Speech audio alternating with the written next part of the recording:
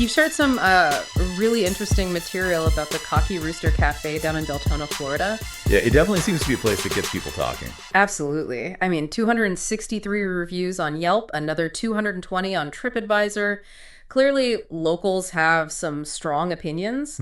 So today we're going to dig into exactly what those opinions are. We'll cover, the food quality, the price, what the service is like, the whole atmosphere. And we'll get those essential details out too, like the address and phone number, just in case anyone's thinking of checking it out. Exactly. And what's useful here, I think, is having both Yelp and TripAdvisor.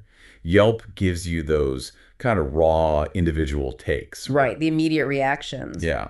Well, TripAdvisor often offers a bit more of a structured view, maybe an overall rating picture. So our mission for this deep dive is basically to get a real feel for what Deltona locals think about the Cocky Rooster Cafe. Yeah, pull out those common themes, those specific stories, good and bad, and paint a clear picture. Okay, let's start with the basics then. The practical stuff. Where is this place? All right, it's at 1382 Howland Boulevard, Deltona, Florida. The zip is 32738. Got it. And if someone wants to call, maybe for takeout or reservations. The number listed is 3886-259-5729. Okay. And they have a website too, I saw. They do. CockyRoosterCafe.com. Simple enough. Good. Now, hours are important. When can people actually go? So most of the week, Monday, Tuesday, Wednesday, and Sunday, it's 7:00 a.m. to 3:00 p.m. Standard breakfast and lunch hours, basically. But there's a twist, right? For the weekend. Yeah. Thursday, Friday, and Saturday, they stay open much later, 7:00 a.m. all the way through to 9:00 p.m. Huh. So they're doing dinner service on those nights. Seems like it. That's a pretty big deal for what's described as, family-owned place, mostly known for American breakfast and lunch. And you mentioned some Latin items too. Yeah, sprinkled in there. Has a little something different. Okay, let's talk about the main event then. The food. Because, wow, some people really seem to love certain dishes. Oh, yeah. The Banana Foster French Toast. That name came up again and again, like serious enthusiasm. I saw that. And Eggs Benedict too. Lots of mentions for that one. Definitely staples that people seem to enjoy. And those Latin items we mentioned, huevos rancheros, empanadas, they get shout outs too. I pulled one quote here. Someone on Yelp said, "The food was excellent. The empanadas were so delicious, and they felt everything looked and tasted great." Another one just kept it simple. Food is great. Just great. You feel the enthusiasm there. You do. And someone else specifically called out the empanadas as deliciously amazing. So those breakfast and brunch items, and definitely those empanadas, seem to be real hits. Consistent praise there. It wasn't just breakfast food either, though. We saw good things about the Cuban sandwich, country fried steak, even a NY strip and egg breakfast got a mention. Right. And someone talked about prime rib for dinner, saying it was really great and came with real mashed potatoes, which they loved. Yeah, the mashed potatoes and veggies got specific praise. Another person liked their steak and said the plantains and beans were outstanding. Seems like they cover a decent range, from breakfast classics to lunch sandwiches and even some dinner plates. Food and pastries are awesome, someone said. Another like the pot roast. And avocado toast. Someone compared it favorably to Costa Rica, which is high praise. Another person loved the French toast with strawberries. It sounds like variety is a strong point. Such a great menu, one review noted, adding that orders come out fairly quickly and look good. Yeah, great local diner, delicious food, really good breakfast place with solid food. People seem to find things they like. Pumpkin pancakes even got a specific mention as the best around. And they seem to handle takeout okay, too. One person mentioned a large order being correct, condiments and all. Someone else just flat out said, this place was absolutely amazing. They loved the huevos rancheros and a sweet potato hash. Simple praise, too, like good food or loving the turkey club and fries for lunch. Okay, so lots of positive buzz about the food, but it wasn't all sunshine and rainbows, was it? No, definitely not. There were some pretty pointed negative comments, too. Like what? Well, one reviewer was blunt. Said the food, it stinks. Frozen cheese sticks and pot stickers with canned marina. Ouch. Wow, okay. That's harsh. Another described getting blueberry pancakes that were burnt on the bottom and overcooked, hard as hell to cut, and said the rest of the table's food arrived cold. That sounds like a bad experience. And I saw something concerning about fries. Ah, yes. Someone claimed their fries tasted like fish, and they suspected everything was fried in the same oil, which is a huge problem, especially as they mentioned having a fish allergy. Yikes. That's serious. Poor management, they called it. And there was criticism about ingredients, too. One person felt things were store-bought, like chorizo patties and hollandaise from a jar. If you have a palate, move along, they said. So questioning the freshness or the made from scratch aspect? Yeah. And sadly, we saw more than one review complaining about food tasting like it was cooked in old stale grease, described as a horrible taste that lingered. Ugh. And the worst, finding hair. Yeah, unfortunately, that came up too.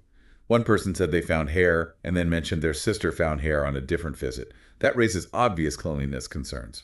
Definitely. And other things like tasteless rice, hash browns that weren't quite hot or crispy enough despite being ordered that way, even eggs not being salted. Little things, but they add up for some people. It's a real mix, isn't it? From amazing and delicious to stinks and old grease. Okay, let's shift to price. What's the general feeling there? Does it cost an arm and a leg? Doesn't seem like it. The overall vibe from the reviews is that the prices are pretty fair. Yelp has it marked as dollar, right? Which is usually mid-range moderate. Correct.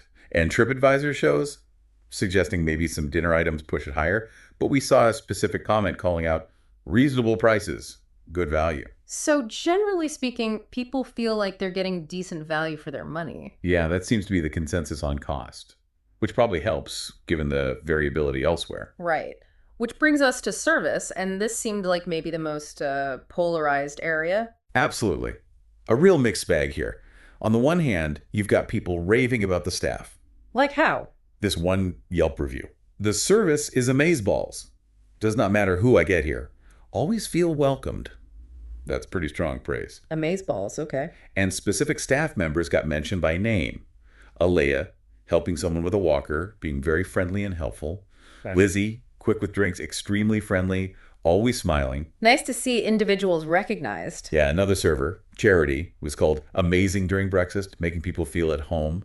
The overall sentiment in these positive reviews is friendly, welcoming, attentive service. Service was fantastic. Friendly service. Staff is welcoming. Service is amazing. Makes you feel like family. Lots of comments like that. Exactly. They don't feel rushed, even when it's busy, according to some. Okay, that sounds great. But there's another side to this coin, isn't there? Oh boy, is there. Some really quite negative experiences reported. Give us an example. Well, one of the most intense was someone just trying to pay their bill on a Saturday evening.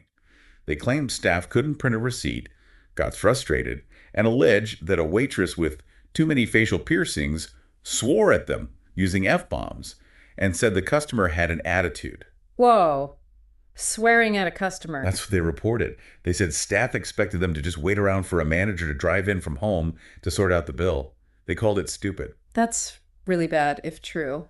And there was another review, maybe referencing the same waitress, black hair and facial piercings, who said she was exceptionally rude, didn't want to clean a table, and acted like she didn't want to be there at all. They actually left because of her attitude.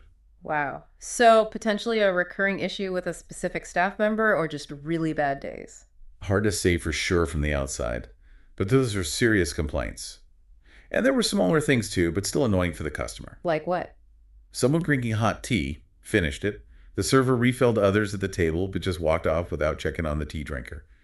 Left them with their mouth open. Hot. Okay, maybe not hot, but I can picture the frustration. Right. Or another instance where the server took the credit card from a woman paying for the group, but returned it to the man at the table. The reviewer asked, "Is this 1950? Felt like more training was needed. Yeah, that's an awkward one. And slowness was mentioned too. Yeah, complaints about slow service, especially waiting a long time just to get the check and pay.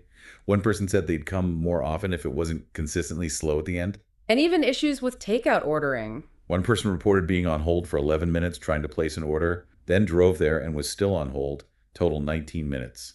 Said they got excuses, no apology, and felt management didn't care. So a real spectrum on service, from amazeballs to, well, that. Exactly. Highly dependent on who you get, it seems, or maybe when you go. Okay, let's talk about the feel of the place, the atmosphere. What did people say about that?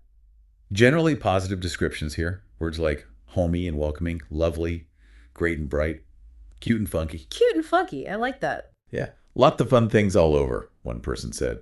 Yelp tags it as casual, classy, moderate noise, good for kids and groups. So a comfortable standard diner vibe, but with some personality. Pretty much. Standard comfort food diner restaurant with some neat touches was one description. Definitely sounds like a local place. Yeah, a local hangout where most everyone knows each other was mentioned. that kind of atmosphere. Right. They have inside and outside seating options. Yeah. And apparently the dessert case looks amazing. That always helps the vibe. True. Though it was also noted it can get really busy. Which could tie back into some of the service inconsistencies, perhaps. Yeah. When a place gets slammed, things can slip. That makes sense. And just to round out the menu, picture breakfast is served all day. Yep, all day. Lunch starts at 11 a.m. Wide variety, we covered that. Unique breakfasts, lunch, desserts, those Latin items. And they offer a full bar, which is worth noting. Okay. And TripAdvisor specifically flags vegetarian, vegan, and gluten-free options available. Right, so they seem to be trying to cater to different dietary needs as well. All right, so let's try and wrap this up. What's the overall picture of the Cocky Rooster Cafe based on what Deltona locals are saying? Well, it really seems like a popular local spot, no doubt about that. Lots of people genuinely praise the food, especially those breakfast and brunch dishes, banana foster French toast, eggs Benedict, the empanadas. Mm-hmm. And the prices are generally seen as reasonable, good value. Definitely. The atmosphere also comes across mostly positively comfortable, welcoming, a real neighborhood feel. There's a but. There is. The consistency seems to be the main issue.